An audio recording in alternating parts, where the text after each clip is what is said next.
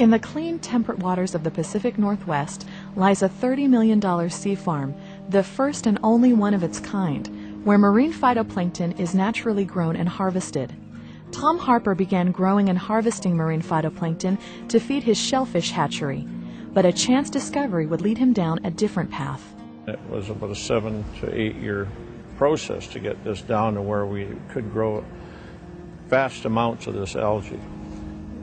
However, while we were doing this, I got sicker and sicker and sicker, and to the point that I was told I didn't have too long to be doing what I was doing, and that I should look to sell things and do that. The doctors told me I wasn't going to be here for very many weeks or months.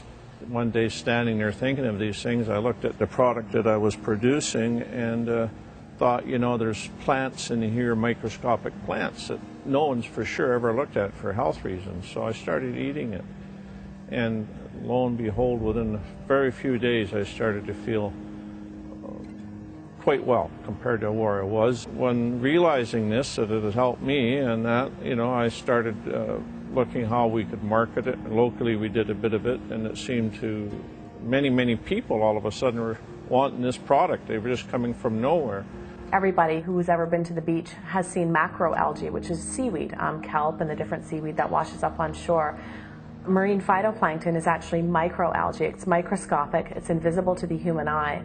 But what our process does is it allows us to create such an abundance of it that it becomes visible to the human eye. Whales live on this stuff. Many of the whales do, even up to 100, 200 years, and enjoy a healthy love life.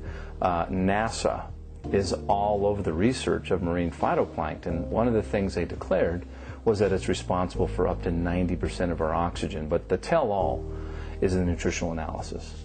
Lab testing of the marine phytoplankton revealed an astounding array of phytonutrients and sea minerals. Over 60 vitamins, minerals, essential fatty acids, amino acids, and other nutrients. The sea farm's marine phytoplankton seemed to contain all the necessities of life. Marine phytoplankton is just a huge development with aquaculture and sea farms. It's making available to us just about every amino acid, vitamin, mineral, polysaccharide or healthy sugars, and oils, essential oils that the body needs. One of the problems that you see in chronic disease is that the digestive system is usually shut down, and so is the liver. And both of those are necessary in order to get the raw materials into the body to make new cells and thus to heal. One of the beauties about Frequensea and marine phytoplankton is that the marine phytoplankton are microscopic and therefore don't require a large digestive process and don't require processing by the liver to get into the system. And so the microscopic form of the marine phytoplankton makes it almost magical in being able to begin to turn around the nutritional deficiencies of people with chronic disease. Could you survive on plankton alone? Probably, but it'd be pretty boring. And so I look at plankton as a super multivitamin, if you will. I'm not fond of multivitamins. I think they're poorly absorbed, very synthetic, too little of too many vitamins. And so if you're going to supplement, according to the American Journal of Clinical Nutrition, it better be whole food. And so whole food is what plankton is, even though it's microscopic.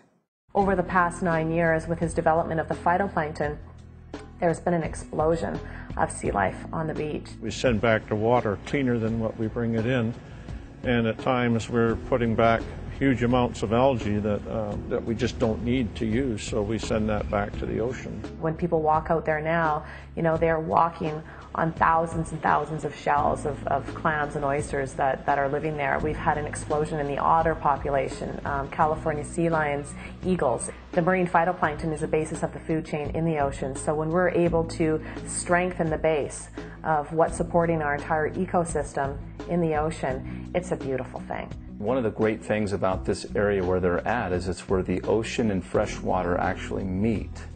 And because of the climate there, they're able to produce literally hundreds of different species of marine phytoplankton. I had heard of algae, freshwater algae, the blue-green algae, the spirulina, the chlorella, which are 3 different species that grow in freshwater. what's attractive about marine phytoplankton is you take those 3 species and add them to hundreds of other species and put them in your grocery basket. I mean, that's the difference between 3 vegetables and 215. And this gives them a geographic advantage of any other place in the world. Another thing that sets our marine phytoplankton apart from some of the other algae that may be out there on the market is we're actually harvesting our product wild for each and every batch. So from season to season, the species will change slightly. Not huge differences, but enough where they are actually adjusting to the season. The healthiest way for a person to eat is according to season. People have a problem with a friend or a neighbor saying, here, try this South African jungle juice. It helped me and it made me feel wonderful, and I'm sure it'll help you. And so you take it and nothing happens. And so what's the reason for that? Well, it's because they were deficient in a different thing than you're deficient in. They might need some element that's in South African jungle juice, and you don't. You have that, but you're missing something else, and that's why so many people buy so many different nutraceuticals and don't work. If you are fortunate enough then to identify some substance that has everything that you need to build a perfect cell, that's magic. And that magic occurred when we got marine phytoplankton.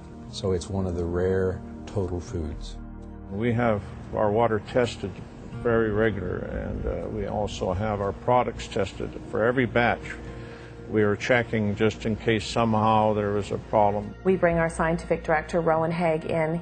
He takes a sample of the water directly from the tank, and he goes back to the laboratory, and he actually goes through and tests each and every species of plankton that exists there to make sure that, in fact, each species is benign and safe for human consumption. And out of all the hundreds and hundreds of batches that we've harvested algae from, we've never had a concern. Tom Harper had succeeded in harvesting marine phytoplankton in sufficiently large quantities that it became, for the first time in world history, available for human consumption. Word of his discovery spread quickly. We were open to having people involved with, helping us bring this out to the rest of the population, but we were very concerned that it may just attract greed rather than heart, and we were looking for people that had a good business sense and a good heart and understood truly how significant and how beautiful this product is. We saw it in the newspapers. It made the cover of the newspapers up there, and one of our people sent it to us, and we became very interested. Ron Williams ended up coming out to our office after the initial meeting was set up and had a meeting with myself and my dad. He had met with several companies before talking to us, and that put me a little bit back on my heels, but I think when we began to discuss our visions of the future and what contributions we want to make to mankind, to the earth, within just a short matter of time, our visions aligned. And I think that was no